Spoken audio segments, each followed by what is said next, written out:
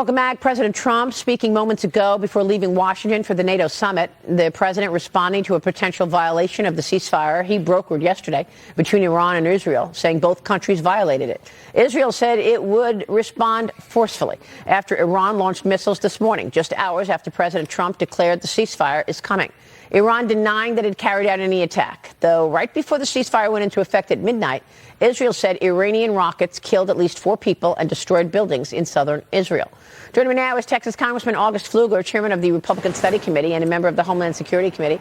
Mr. Chairman, thanks so much for being here. You're a former Air Force colonel, a F-22 fighter pilot.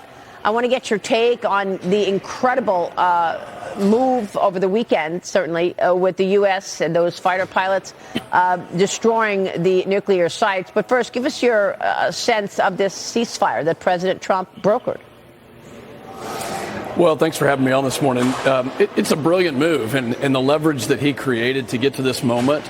Obviously, anything you do with Iran is not only trust but verify, but you also have to keep the pressure on. So I think that's something that President Trump is looking for. He means business. He doesn't want to see either side violating this ceasefire. So, let's assess, let's see what happened, and take it from there. But I think when you look at the world stage and you look at the importance of being able to see a denuclearized Iran, if you would have told the American people, in fact, the world this 6 to 8 months ago, this is what he promised to do. He promised to restore order. He promised to bring strength and peace as a result of that.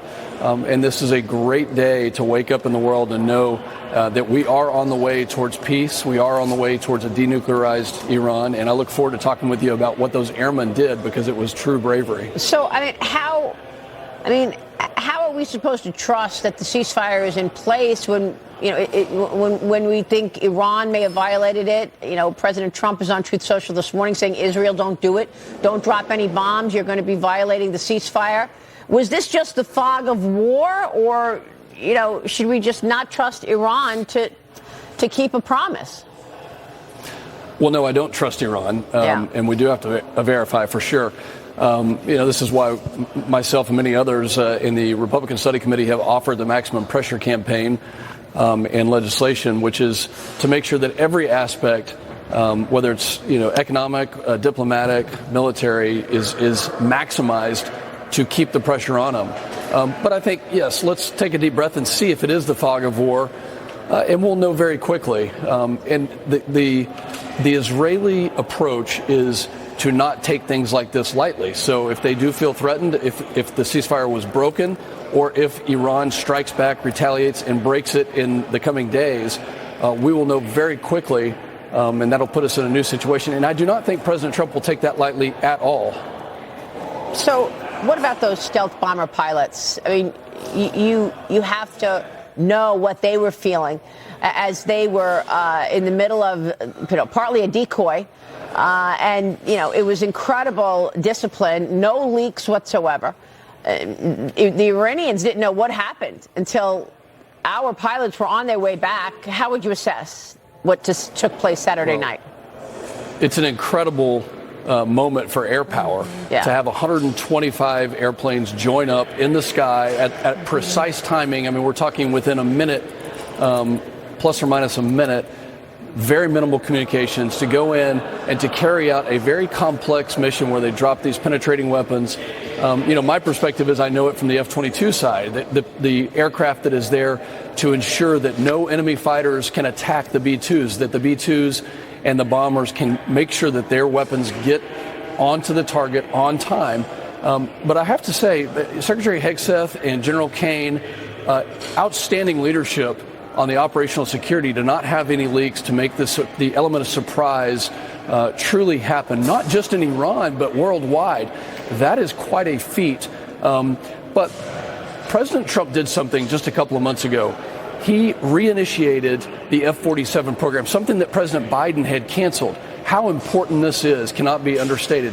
We have to continue to go as fast as possible. In fact, I am calling in this reconciliation package for a doubling of the Air Force funding to make sure that the F-47 can be purchased, to get the rest of the weaponry and the technology done quickly, because we don't know what's around the corner, but we do know this. Air power is a deterrent. Air power can, by itself, like we saw, achieve objectives like it did in Iran, the denuclearization.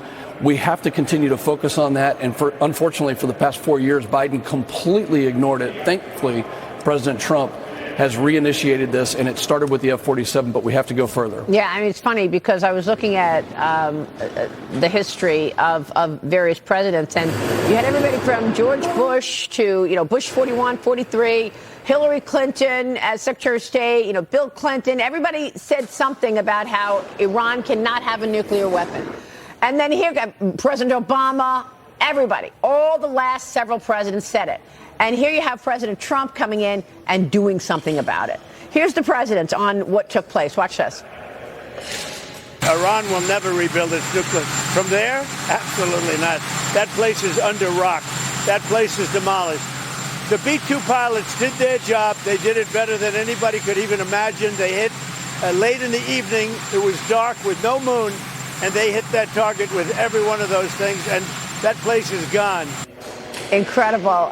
Meanwhile, we all are watching the fallout. And, Congressman, you've got major U.S. cities on high alert after Iran launched missiles at American Air Base in Qatar yesterday.